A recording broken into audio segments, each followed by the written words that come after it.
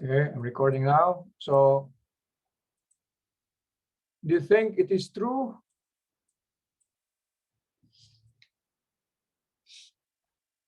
that your solutions, all your solutions can be different, but the corresponding movement of the n effector will still be the same?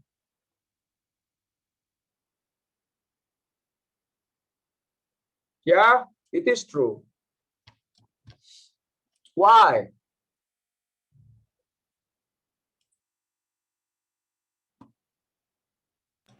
Because your parameters will be different from... What? Can you make your voice louder, Mr. Tuala?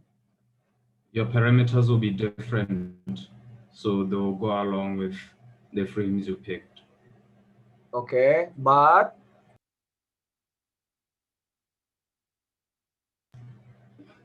The other frames will be different, given the parameters. but But what? Going to yeah, what's the justification? What? But the numbers, all these things will be different, but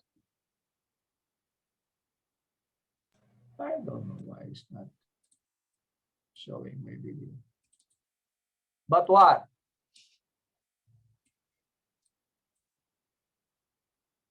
I don't understand, sir. Okay, I mean, when you change your axis convention, you go in a different direction, or even your base frame is in a different direction. Okay, using all those convention, you will get different results, different numbers, different computations, different numbers. But does it matter? Well, you have No, different sir. numbers. Yeah, so it doesn't matter. Why? Because those numbers will go along with the frames you picked or the convention you went with. Yes, of course. You choose different frame. For example, origin. You choose different. For example, if there are many choices, and then you pick different direction of the axis, yeah, the numbers will be different. But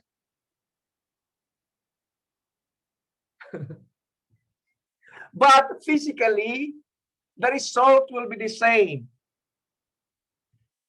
It is the physical system that we are looking at. Yeah. So, for example, let me just let me share my screen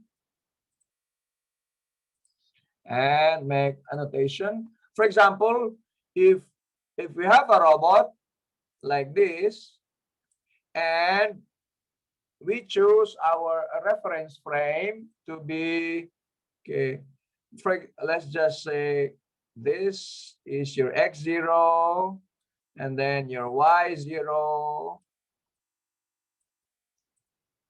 Sorry, this one should be your z0, should be, because that's a rotational one. And so this one should be, and then your y will be up by the y0. Okay, and then your n effector will be here. Maybe this is your zn, we don't know, your xn and your yn. It could be like that. Then you have another robot, I mean another convention, exactly the same robot. Okay, but you choose to have a different well, our z cannot be, it should be like that, the same, because our z is constrained. It has to be along the axis of rotation. Yeah, so maybe here your zn will still be there. Okay, then now, well, you can choose to have your x there, x0, and your y0 will be here. Okay, and maybe your xn is here, I don't know, and your yn is there. Okay, okay, when you compute, for example, it's carrying an egg. Okay, the hen carries an egg. Okay, so it moves, it took the egg from this point, maybe point A, and then to point B. The same thing here, A and B. Okay, well, when it does that, the computations will be different, but the egg still reaches. The egg was the task of doing from putting the egg, taking the egg from A to B is still done, but the numbers are different. Okay, it is just a different mathematical representation of the same physical system. Okay, because of the different convention that you are using. That's what I'm trying to drive at. Again, it is a different mathematical representation for the same physical system. Okay, the numbers will be different because you are using a different convention, but then the result of the physical system will be the same. Okay. And now let's continue. This will be our second. This will be our last topic. Okay, so this will wrap up everything about now. We are going to have forward and inverse kinematics in full space. Okay, with this, we did already forward and inverse kinematics for a planar robot. And now we are going to do it in the full space. That means in 6-dimensional space of position and orientation. So 3-dimensional space of position and 3-dimensional space of position. Position of orientation, position along X, Y, translation along X, Y, and Z, and rotation about X, Y, and Z. So that's a total of 6 dimensions. Now, it will still be using the same thing, the same convention of forward kinematics. That means that you solve for your X, Y, and Z, okay, position and orientation, and then given the joint angles. Okay, we have done that, we have seen that. Now we are going to do this. When we do this, we did this analytically before. Now we do it using the transformation matrix. You understand? Last time, I want to remind you, last time we have X, Y, and Y, for example, using planar robot, where we have our L1 like that, L1 cosine 1 plus L2 blah blah blah cosine 1 2 like that, and so on. And you have L1 sine of 1 plus L2 sine of 1 2 blah blah blah. Okay, okay, that was our planar robot. We were able to do that analytically. Now we can do X, Y, and Z position, as well as the rotation matrix. Well, the dimension will not be the same because this is rotation.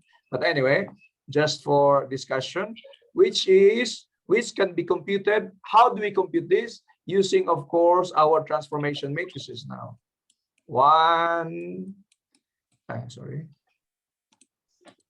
We were able to compute the position and orientation using your transformation matrix, and so on up to n minus 1, a, n minus 1, n. Okay, so here, what do you see? What do you see there? You will have a rotation of from 0 to n, and a position from 0 to n. Okay, and then this is a 0. This is a 0 vector, and 1. Okay. Any questions? So here in the planar robot, we're able to do it analytically. But here in the full space, we need to do this because it is difficult. We need to follow the convention of Denavit-Hartenberg convention and have a 4x4 matrix that will show us the rotation and orientation of the n effector with respect to the base frame. Okay, any questions? Now, how do we do inverse kinematics? That's the question. Well, we have done inverse kinematics before. Okay, let's okay, so this was the position and orientation. We know this, and so we have this transformation. Yeah, the transformation matrix of rotation and position, and then the inverse of that of 1A2, you inverse that, it becomes 2A1. We know this, the negative of the inverse of this, and the now the negative of 1P2.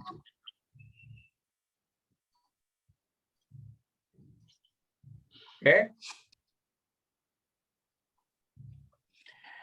And then you change the rotation. Now it becomes 2P1. So now it becomes based on the frame number 2. Anyway, that's how we, and then we did this. Then now we know that for the forward kinematics, we are doing X, we are doing the position X, Y, and Z and the rotation using the transformation matrix. Okay, so now it is not anymore analytical like L1, L2 like that, and L3 like this for the planar robot where you have X and Y in one direction. But now, I mean X and Y in a vector in a closed form. But now we have in a matrix form, okay, where you can extract the rotation.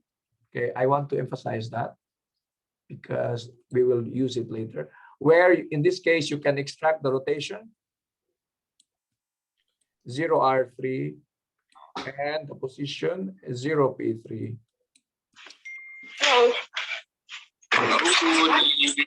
Okay. Okay, that's how the forward kinematics is being done. Okay, you extract the rotation from this, and then you extract the position from this. Any questions? So you will ask, sir, in the position, it is a vector. Yes, in the position is a vector 0P3. It is, you have a Px value, a Py value, and a Pz value. That's correct. But in the rotation, why is it, sir? You have, this is a 3x3 matrix. Yes, it's a 3x3 matrix. That's it. We cannot express, a rotation cannot be expressed in terms of 3 parameters only. The minimum number of parameters you can express a rotation is 4. That is a quaternion. But in our case, we will not be discussing quaternion. We will consider a rotation matrix. Okay. So now what we will do is that now you have the position vector, and now you have a rotation matrix. That's all. That's how it is. We have to live with it because this is the, that is how to be mathematically correct. It is not very convenient, but this is the best way to represent the physical system. Okay. Now that is the forward kinematics. Now in inverse kinematics, how do we do this? Well, we have done the Jacobian already before, and we mentioned about the Jacobian being the partial of X with respect to the partial of the movement of the X in the world space with respect to the partial of the movement in the joint space. So that means the Jacobian, okay, I'm just translating here, partial of Q. Okay, that's how we compute the Jacobian. We have done that.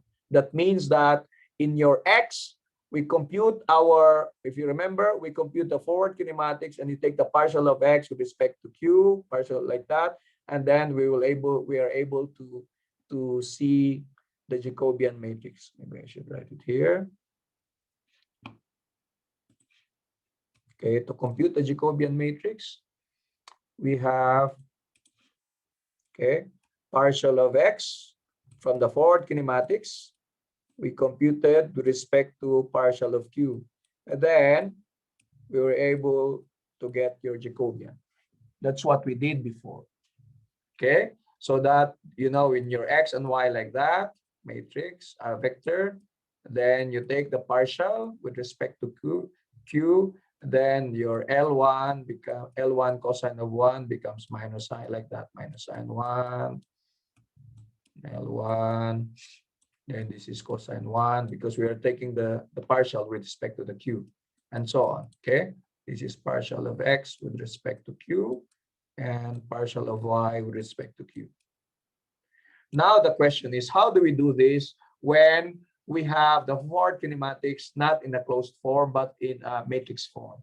Okay, so in a matrix form, we need to take the derivative. Yes, the derivative of this vector and the derivative of this matrix. Okay, in order to find the Jacobian matrix. But there's another way of doing it. Well, because things are difficult, there are many ways of doing things, and we choose to do things that are much easier for us to understand and implement. So now, what roboticists do is that we compute the Jacobian matrix not analytically, but geometrically.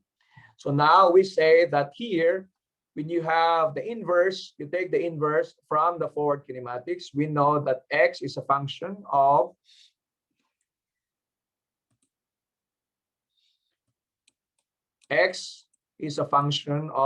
the joint values q. Okay, so we take the inverse. Now we solve for q, so that means this function inverse with the input of x. Okay, so given x, we want to know what is the value of q.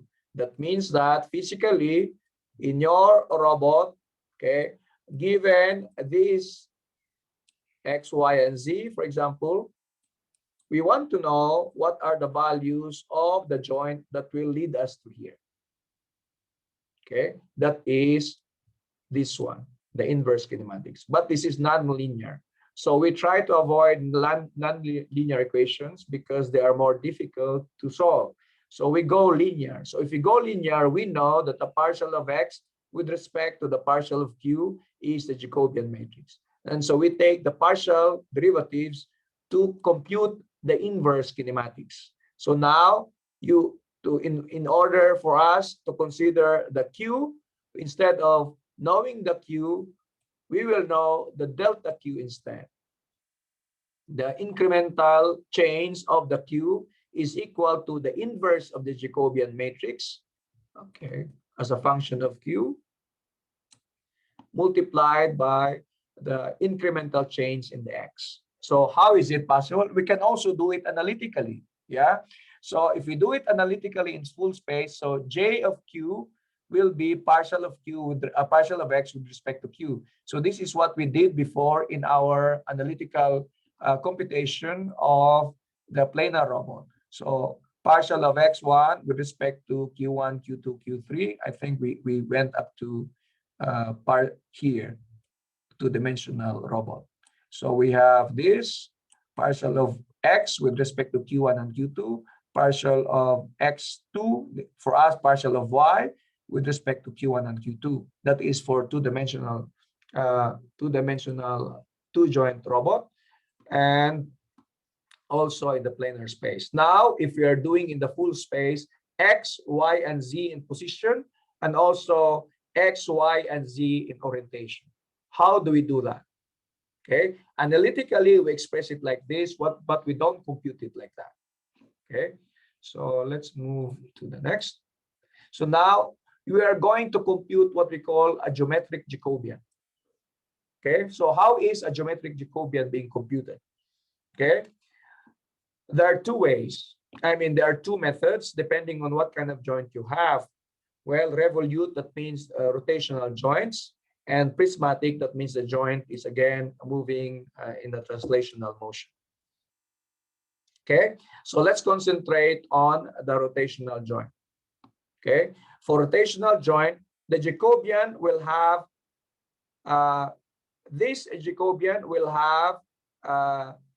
number of columns the same as the number of joints. So for example, if you have 6 joints of a robot, your Jacobian will have 6 columns also. So J1, J2, J3, and up to Jn. These are the columns of your Jacobian. Okay, how many rows? The rows will be 6. Okay, we can assume, we can take them to be 6 all the time. It's not harmful. Okay, and then later we'll remove some of those rows that are not useful. That doesn't really matter much. So in this case, your Jacobian will always be, okay, for us to make our equations to be general, your Jacobian will always be, okay, your J1 will have X, Y, and Z portion in terms of position, and another X, Y, and Z portion in terms of orientation. So maybe it's better to say partial so that we don't really, these are partials. These are partial computations. Okay, with respect to Q, of course.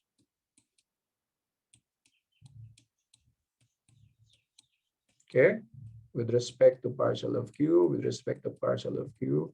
So always we are saying that, and then another column, another column, and so on. Okay, are you listening? Always, how do we compute this column? Well, we will compute this column using this. Okay, this part here is that one. Okay, and then it will be this one. Then it will be this one. Okay, depending on the index. Okay, so that means that for the first column, it will be I minus 1. So what is the I in this one? This is the first column, so that's 1. 1 minus 1, that's 0. So that means in this case here, it will be okay, 0, Z0. Okay, let me delete the others.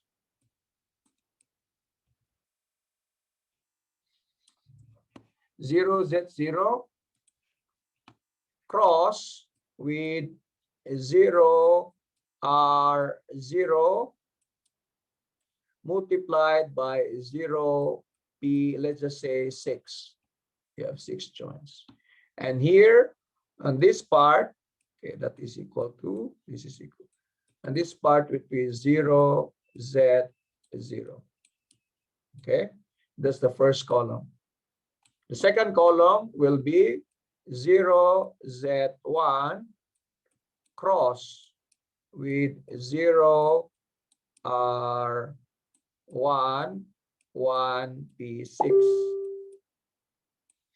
and 0, Z1. Okay, and so on. Okay, we just repeat. Okay, just that is the convention we follow, and then now we will look at how we are going to compute this, how we're going to compute this, how we're going to compute that, and this one, and that one, and this one, and this one, and that one. How do we compute all of those in order for us to to complete your Jacobian expression? Okay, so to do that, here I already write out. So now we have, again, this is your first column. So this is your first column. This is your J1. The second column, J2. In this case, there are 6. As I mentioned, there are 6 joints. So this is your J6. Okay, that's how we compute. So now, how do we get all those terms? We go back to your transformation matrix. Okay, so let's do the control first. Let's go. We go back to your transformation matrix. This is the control. I think there should be. There's a missing information before the control. So now, how do we compose this? Okay. So this is frame 0 with respect to frame 0. Frame 0 with respect to frame 0. So that means that is the Z. So Z is, we know that is 0, 0, 1. Okay. A frame Z of 0 with respect to 0, that is 0, 0, 1. Okay. Do we know this? There's no component along y, I mean x, no component along y, and the only component is along z. Okay, they're physically, okay, this is your z0, okay, and when you express it as a vector, that's 0, 0, 1. The unit vector is along z0. Okay, so this is that one and that is that one. Okay, now what about 0, z1 and 0, z5? Okay, well, 0, z1 and 0, z5, well, that is, okay, these are the z. Okay, again, these are the z direction. This is 0, the frame 1, the z of frame 1 with respect to frame 0. So maybe in this case here, you have, okay, maybe I should write it in a different. You have like that. We say this is frame 1. Okay, and this is frame 0. So the question is, how is Z1 oriented with respect to frame 0? Well, we know it. We know how to do that. We know that that is 0 R1, 1 Z1. But we don't want to compute using this. Well, we know what is this. This information we can take from the transformation matrix. So now we go to the transformation matrix. You can take this one from 0A1. Okay, we know that 0A1 is 0R1, 1, 0P1. Okay, and also that in the rotation you have 0 x1, 0 y1, and 0 z1 in terms of the vector form. 0 p1, 0 0 0 1. Okay, where this one of course is your rotation matrix. You understand? This is the first column of the rotation matrix, the second column of the rotation matrix, the third column of the rotation matrix.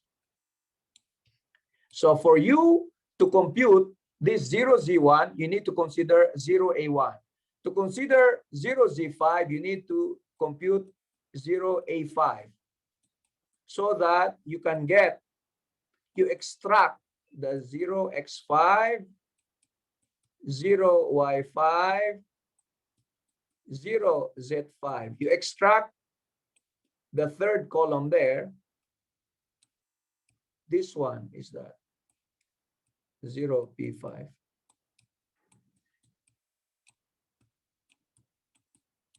Understand?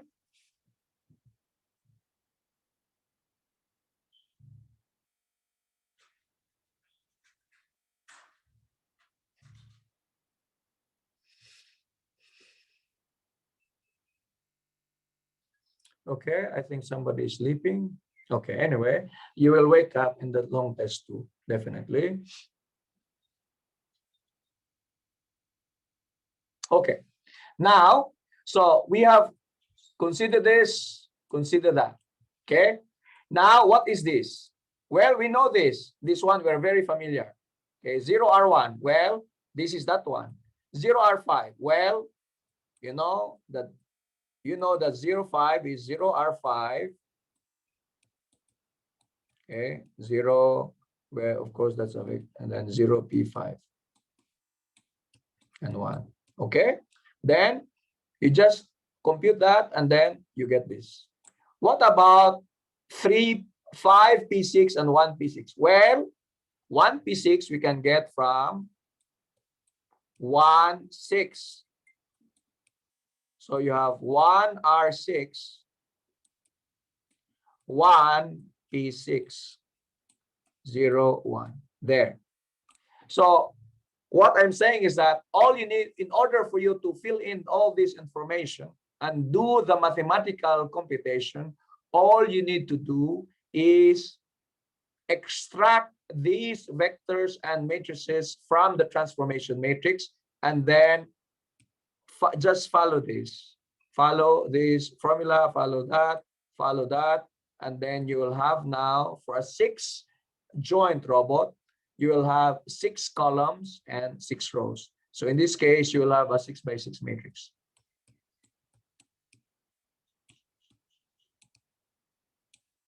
Any questions? Questions?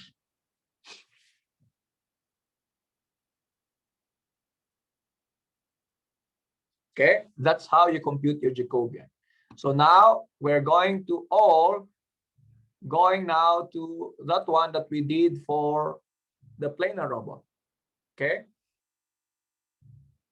so for the planar robot, we use only the error term in terms of the position.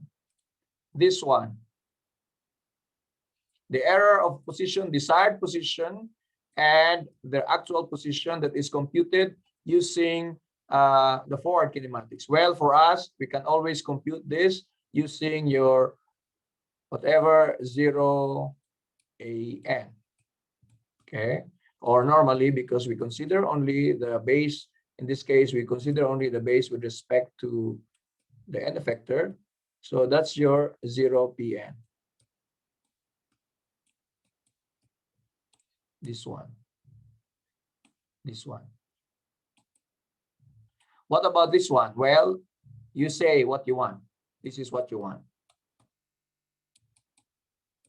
Okay. And then this is the one computed by forward kinematics. Okay. This is taken care of. We have done that. Okay. Next.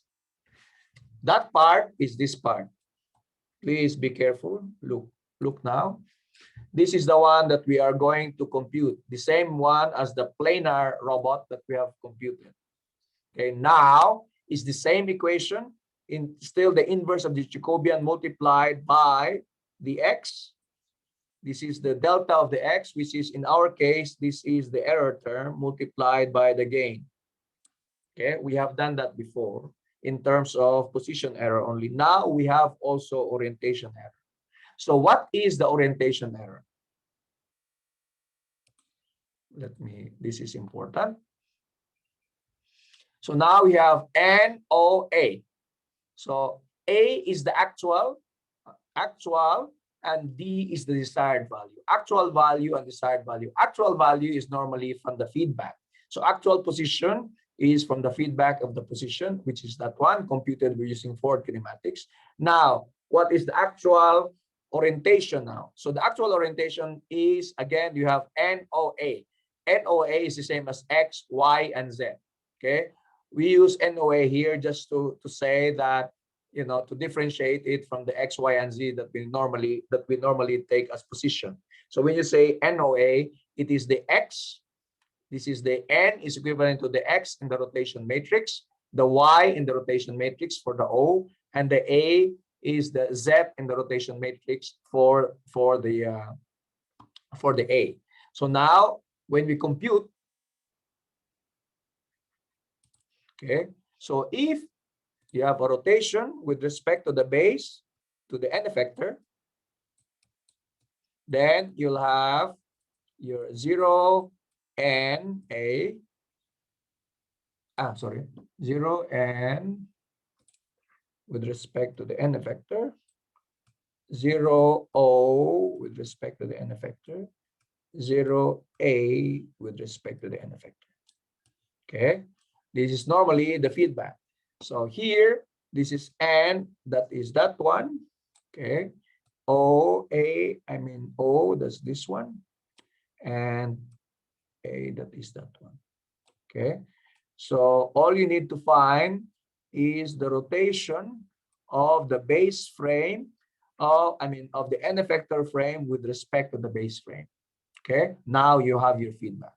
Okay, what about this? These are your desired values of the rotation. Okay, so normally, let's just say that your desired values of the rotation is an identity matrix. If R, your desired rotation is identity. That means your base frame, your n effector frame is in the same orientation as your base frame. For discussion's sake, we use this as your desired rotation. So that means that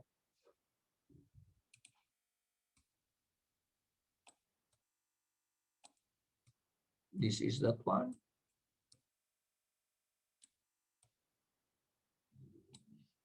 This is that one.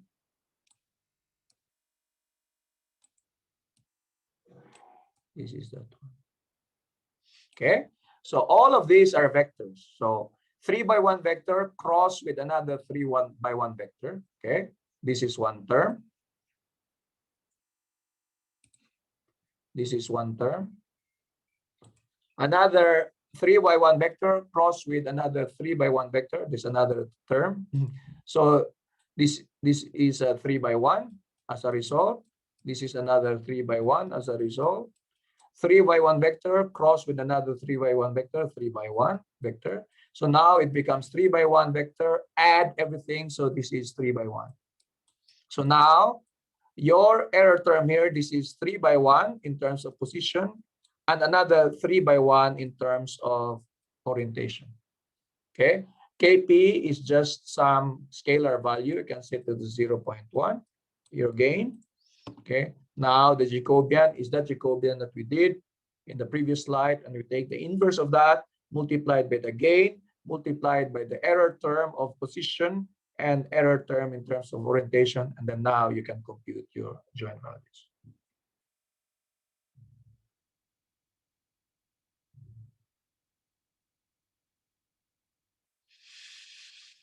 Questions? Okay, I will upload. Looks like all of you are still trying to grasp. So now I'm just repeating the inverse kinematics control that we implemented in the planar robot. Now we can use exactly the same for the full space robot. Okay, so here, okay, now in terms of this is not a planar robot. Yeah, so this is the full robot. I'm just using planar so that because we are familiar with this one. Okay, so now your joints will be the same. For example, let's just say we have 3 joints or 6 joints or 3 joints. Let's just say you have 3 joints. So if you have 3 joints, you have theta 3 here. Okay, if there are, for example, we only consider X, Y, and Z in terms of position. Okay, we can ignore orientation, for example.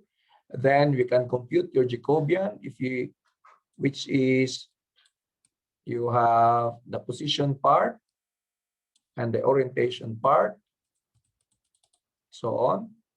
Well, if you're only considering position, we can ignore this part here and consider only the first three rows.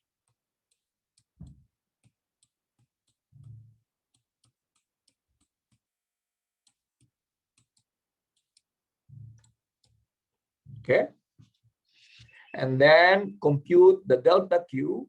Okay, compute the delta Q using this. We are familiar with this already. You compute your Jacobian inverse multiplied by that and decide X minus the actual position X. Now you have your delta Q. You input this to there and step, and then we iterate. Go back, then compute, and go back until you reach until your error term will become small.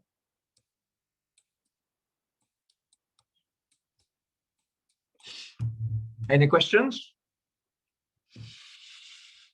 Okay, it's hard to imagine now because you didn't do the exercise, but I will give you the exercise in the lab, and then make sure you can talk with your friends. I will upload the exercise after the class. You'll talk it with your friends, and you can have a discussion with them so that you can understand more clearly, that's fine. Okay. But I really don't know why it's not there. Okay, there. Okay. Then try to do it on your try to do it with your friends, but eventually when you write the answer, make sure that you understand the answers and submit it. So it will be manual computation. I think you prefer manual computation rather than a computer program. Submit. What about if I require you two things? Submit a manual computation and a computer program.